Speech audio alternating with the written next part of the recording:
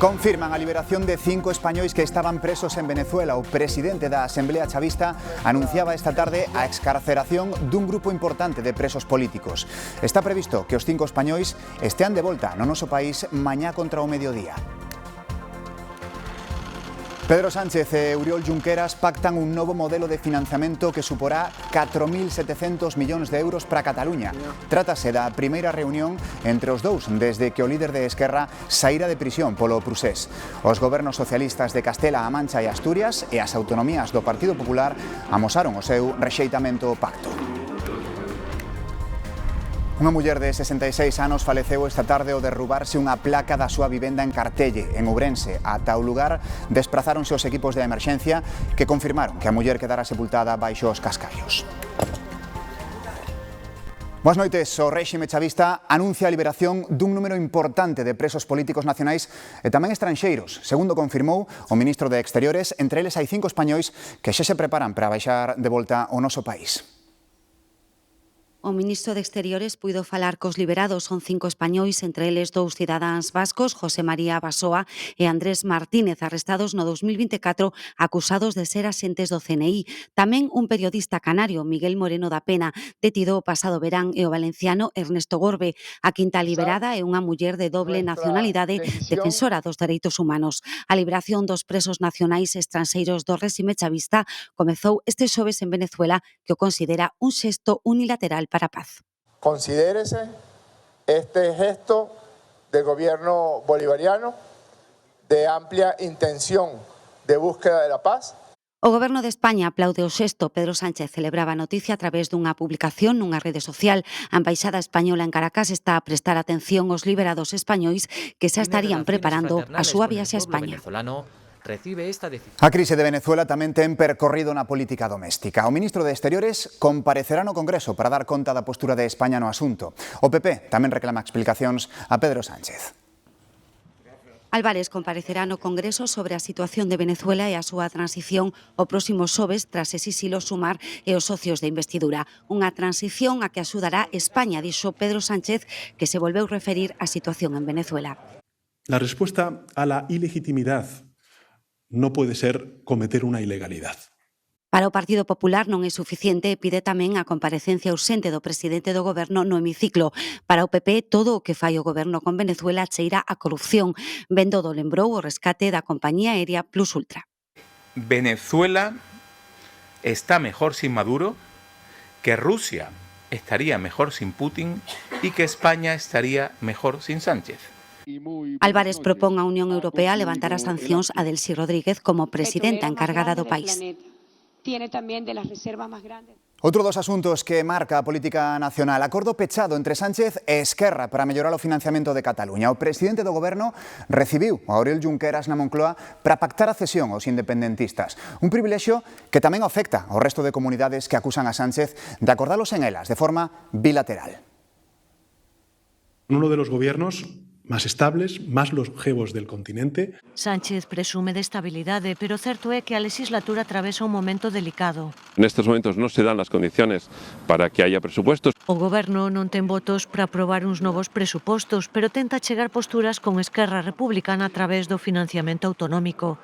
Sánchez e Junqueras reuníronse por primeira vez na Moncloa e pecharon un acordo, 4.700 millóns extra para Cataluña. Es un buen acuerdo, insisto, en el que nadie pierde y en el que todo el mundo gana. Cumpriríase co chamado principio de ordinalidade.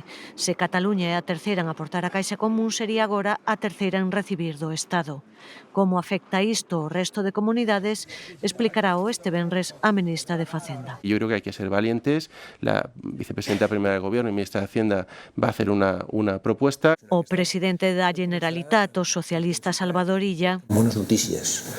Soalle a boas noticias, pero non quere anticipar acontecementos porque todo depende de que se aprobe no Congreso. No comptará amb els vots de Junts. E ali Junts xa dixo que votará en contra de todo o que non sexa un concerto económico ao estilo do País Vasco. Por esta razón, o presidente de Castela-A Mancha non toma en serio o anuncio. Yo creo que el propio Gobierno no confía en que salga adelante, simple y llanamente estamos hablando por hablar. Tamén o PP criticou o encontro do presidente con Junqueras. Es la foto, como llamaríamos, de la desesperación de un presidente negociando la poca vida política que le queda. Insisten os populares en que a reforma do financiamento autonómico non pode negociarse de xeito bilateral, senón que ten que facerse entre todas as comunidades.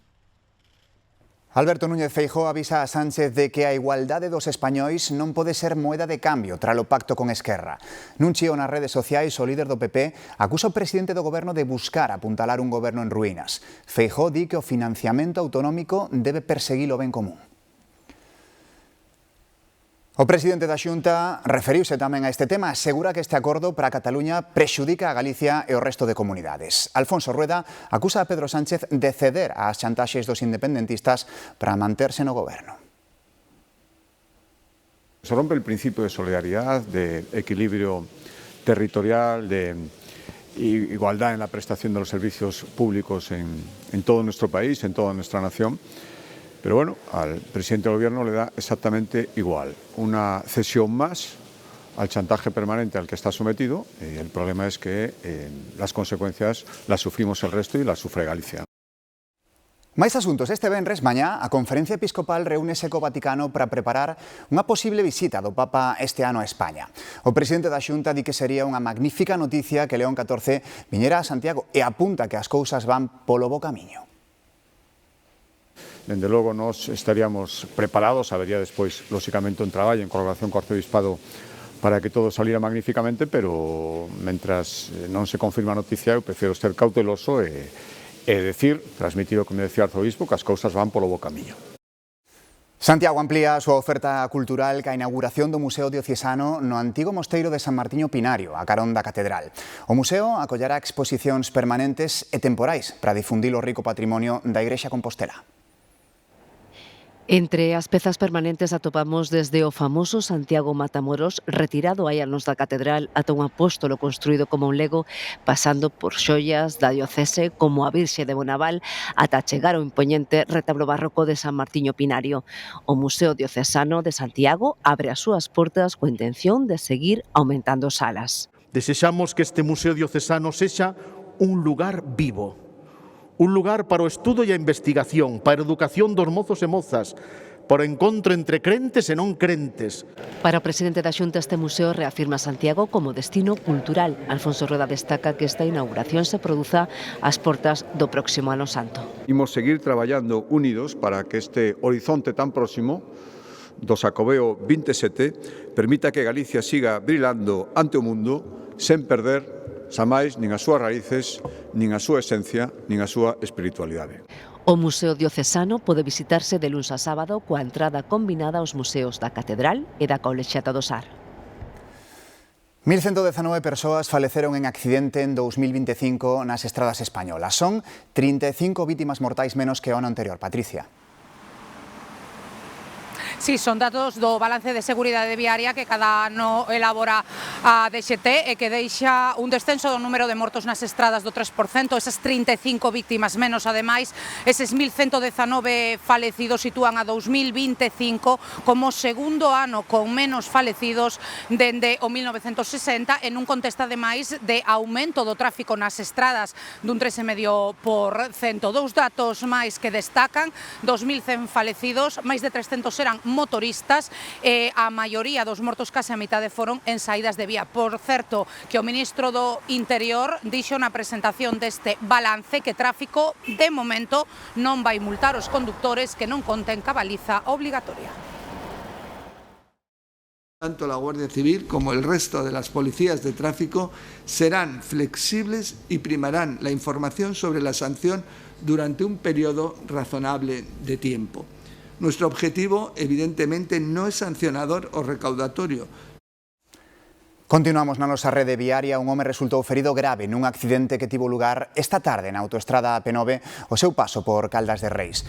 Unha furgoneta bateu contra un camión que estaba parado na vía por mor dunha avaría. O accidente acudiron a Garda Civil de Tráfico, Urxencias Sanitarias, Bombeiros do Sanlés e Protección Civil. O condutor da furgoneta tivo que ser trasladado ao hospital ou quedar ferido de gravidade. E unha muller de 67 anos faleceu esta tarde ao derrubarse unha placa da súa vivenda no concello de Cartelle. Ten máis datos Alberto Rivero, contanos. Neste momento se está sagrando por forense para proceder ao levantamento do cadáver aquí no lugar de Pereda, no concello do Cartelle. A falecida tiña 66 anos de idade e unha coincidencia fatal. Estaba nun momento do derrumbamento da parte posterior da casa de formigón precisamente nese lugar, na zona do cuarto de baño. A esa hora, aquí en Pereda, nin chovía nin facía vento. Baixouse a planchada da terraza de atrás e, desgraciadamente, pois a señora estaba no baño, que había un baño encima desa planchada, e, como se prevía, pois baixou con a planchada para baixo, quedou sepultada. A Audiencia Provincial da Coruña condena a 11 anos de cadea un pai por abusar sexualmente da súa filla. Os feitos comezaron en 2015 cando a nena tiña 9 anos. Só cesaron en 2019, despois de que a irmá da menor denunciase o proxenitor. Ademais da pena de cárcere, o home perde a patria potestade durante 6 anos, non poderá chegarse á filla durante 20 e queda inhabilitado para traballar en profesións que supoñan contacto con menores durante 16 anos. Acusan de agresión sexual un médico de Vilagarcía. A denunciante, unha moza de 20 anos, asegura que os feitos se produciron durante unha consulta e cando estaban sós. Axentes da Policía detiveron o doutor, que quedou en liberdade tras prestar declaración na comisaría.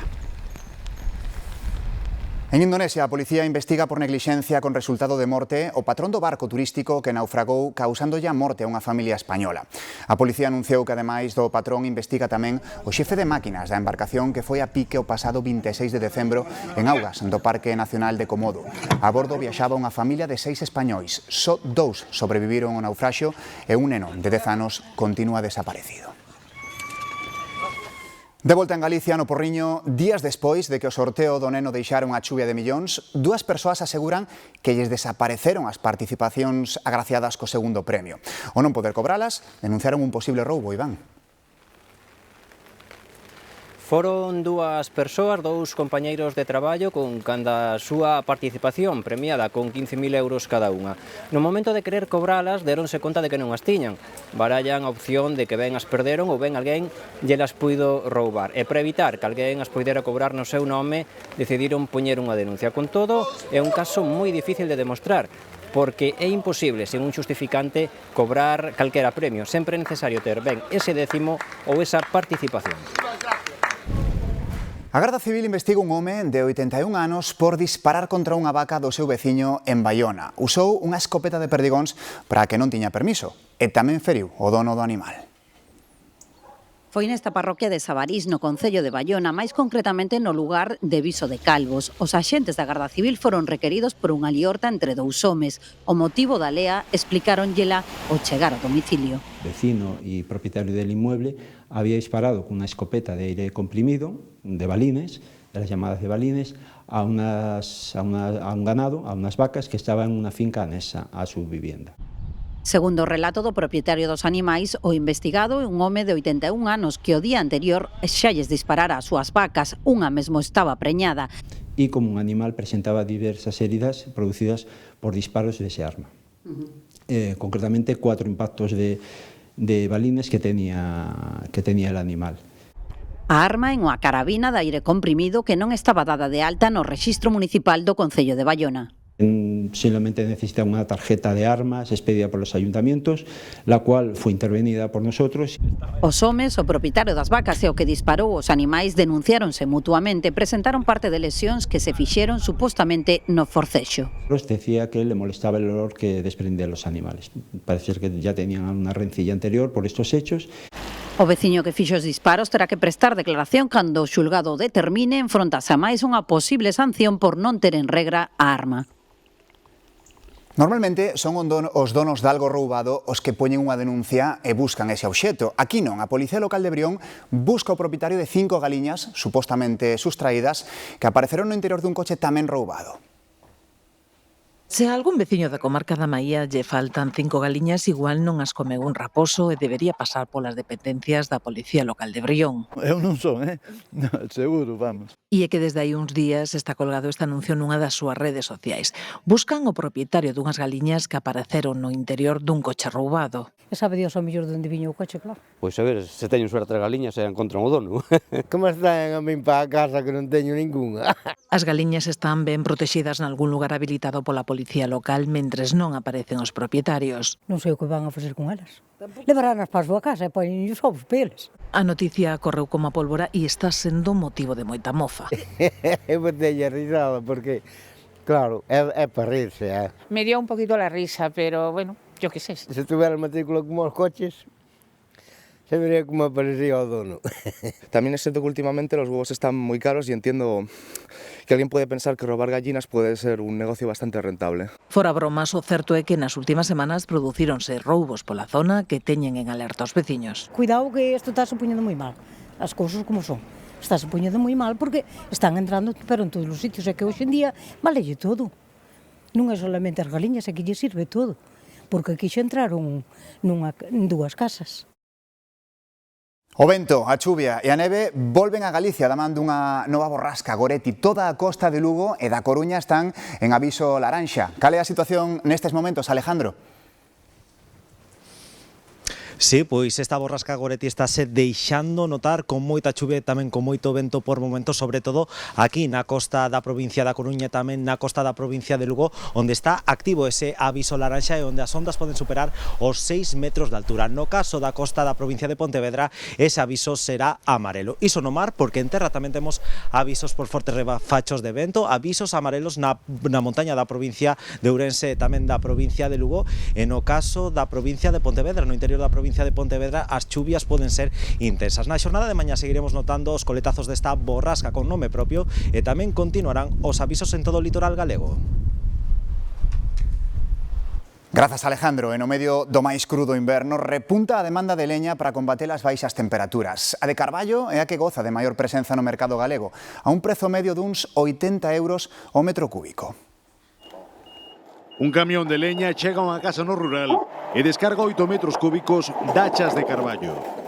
A escena é habitual estes días de frío en numerosos fogares galegos, como a neste de Begonte. Decidimos apostar pola leña porque ao final, pois como podes ver, é a enerxía que temos máis preto, e si precisamos combinar coa leña mercada, pois porque ás veces non nos dá tempo a cortar toda que deberíamos ou acumulose no saber de coa seca e demais.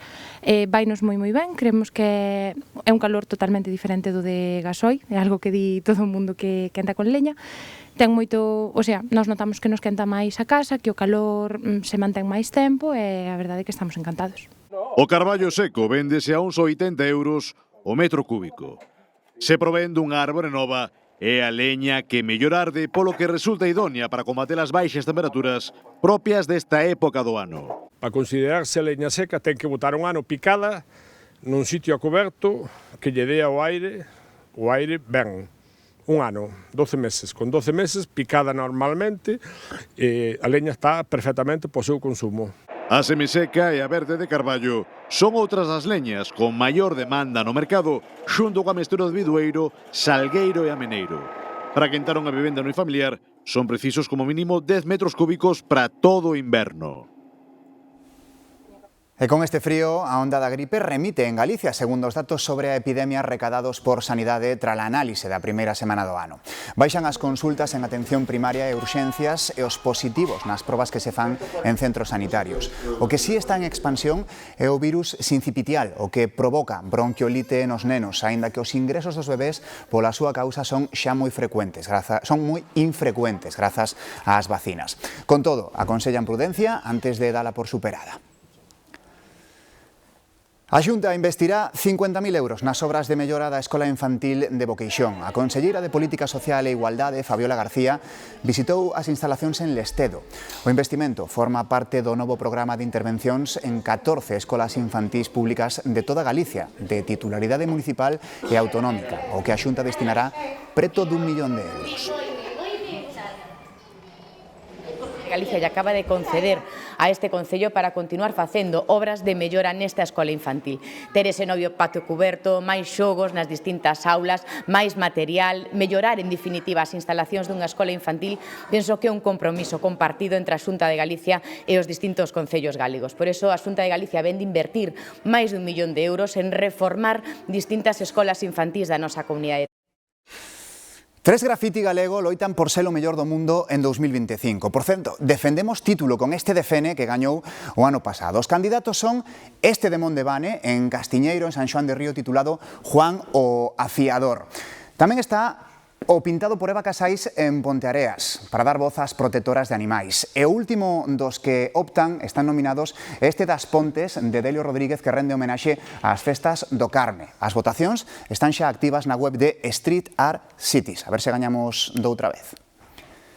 Este ano fanse 25 anos do pasamento de Luis Barbó, o vigués que se converteu no eterno gran secundario. Traballou con Clint Eastwood, con Charlton Heston ou con Sean Connery e Arnold Schwarzenegger. Apareceu en máis de 200 películas e polo menos na metade delas morría, porque sabía morrer moi ben.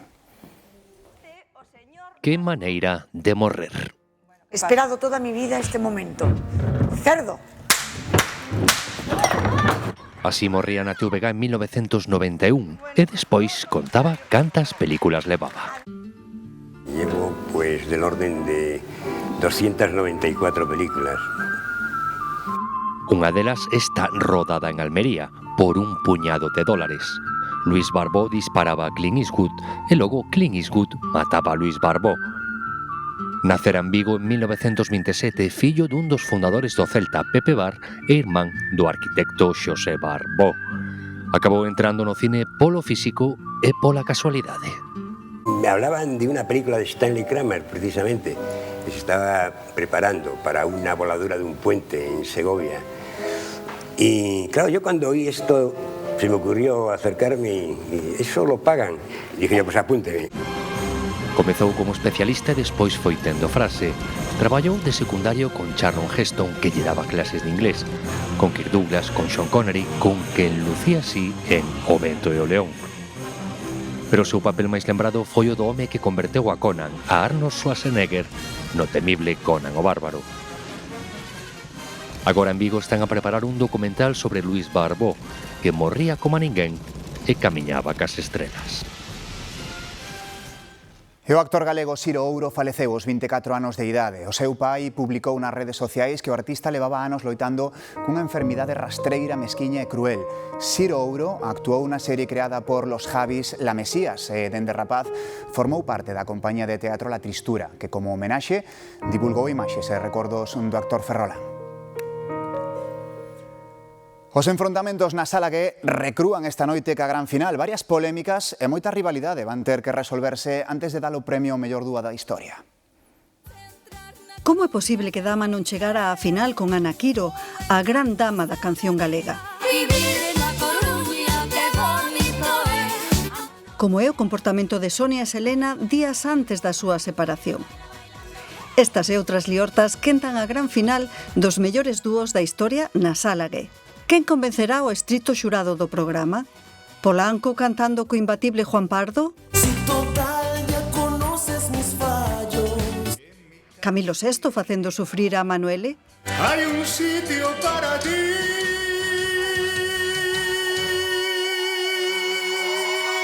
Manolo Escobar e Noli amparado pola filla do cantante andaluz? Ou Gabriel Fandi medíndose co gran Pucho Boedo? A Santiago voy. Esta noite as estrategias non valen na Sala G. Todos terán que loitar pola perfección na gran final para buscar o mellor dúo da historia. E para cantante, Elvis Presley, que cumpriría hoxe 91 anos, e queremos saber máis de facetas pouco coñecidas do mito do rock. Protagonizou máis de 30 películas, pero a crítica non tivo piedade con elas e o propio Elvis estaba descontento cos papéis que lle daban. Curiosamente, rexeitou participar en éxitos como West Side Story ou Cowboy de Medianoite. Tivo mala puntería ao lixir. Tocoulle servir no exército entre os anos 58 e 60. Estaba xa en pleno éxito da súa carreira musical cando era coñecidísimo mundialmente. Tiña unha obsesión casi infantil ca policía e foi nomeado axente honorario por esa afección. Mercaba Cadillacs de xeito compulsivo e mesmo regalou algún axente que non coñecía absolutamente de nada. E un par de explicacións para entender o seu espectacular movimento de cadeira. El dicía que se debía ao seu nerviosismo no escenario, pero tamén a que era cinto negro de karate, o que axuda a eses bailes que volvían tolos os seus seguidores. Feliz noite, ata mañá.